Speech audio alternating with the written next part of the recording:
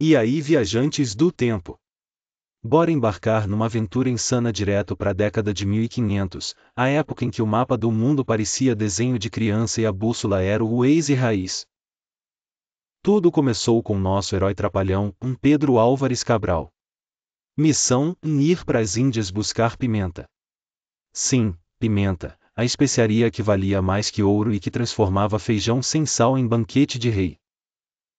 Só que o Google Maps dele bugou bonito, ele errou a curva no Atlântico e caiu num lugar cheio de papagaios, galera pelada e uma madeira vermelha estilosa. Ele pensou, não parece a Índia, mas é top. Vou chamar de terra de Vera Cruz. E assim, no dia 22 de abril de 1500, o Brasil nasceu de um erro de rota nível recalculando. Enquanto Cabral virava turista perdido tirando selfies mentais com os indígenas, o mundo estava pegando fogo. Na Itália, Leonardo da Vinci vivia sua fase Tony Stark do Renascimento.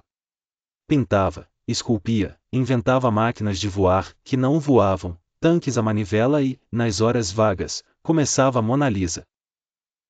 Dizem que o sorriso dela é na real ela tentando segurar a risada de uma piada ruim do Leonardo.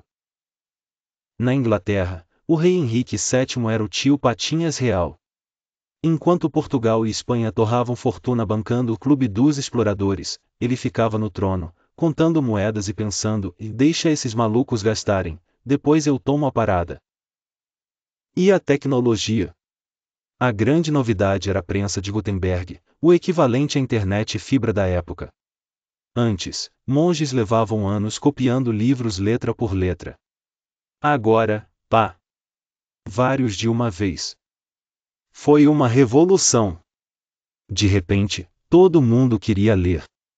O problema era que a maioria das pessoas não sabia ler, mas o importante era ter o livro na estante para parecer inteligente. Mas vamos voltar pro nosso achado, o Brasil. Depois de ficar uns dias aqui, fazendo um tour de reconhecimento, Cabral mandou um navio de volta para Portugal com a notícia e uma carta quilométrica escrita por Pero Vaz de Caminha. Essa carta é basicamente o primeiro post de blog sobre o Brasil. Caminha descreveu tudo, os índios, os bichos, as plantas, e a famosa frase, e nela, em se plantando, tudo dá. Mal sabia ele que essa frase seria usada por séculos para justificar todo tipo de coisa, desde o agronegócio até o parente que planta um pé de chuchu no seu jardim sem pedir.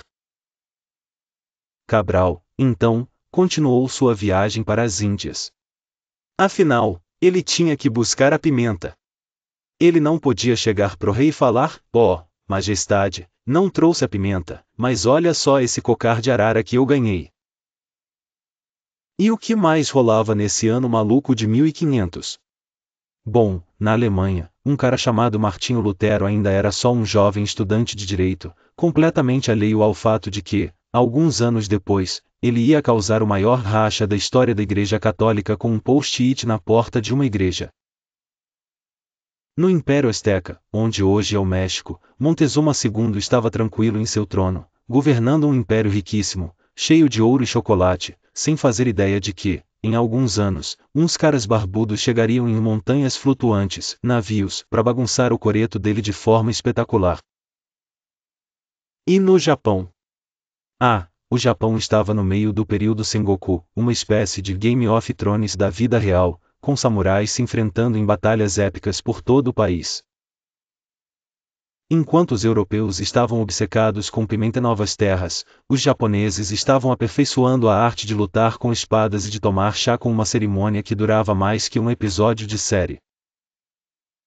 Então, meus caros, a década de 1500 começou assim, com um continente inteiro sendo descoberto por engano, um gênio italiano inventando o futuro, um rei pão duro contando moedas, livros começando a virar moda.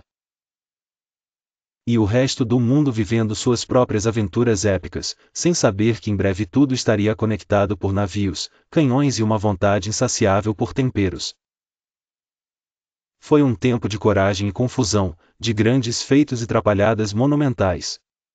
Uma era em que o mapa ainda tinha dragões desenhados nos oceanos desconhecidos e a maior aventura era simplesmente embarcar em um navio e ver onde o destino, ou um erro de cálculo, te levaria. E foi nesse cenário caótico e hilário que o Brasil, sem querer, entrou para a história.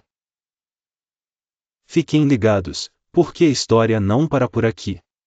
No próximo vídeo, a gente vai ver o que aconteceu quando os europeus realmente começaram a explorar essas novas terras. Soiler deu muita treta, mas também rendeu histórias inacreditáveis. Até a próxima, desbravadores do tempo!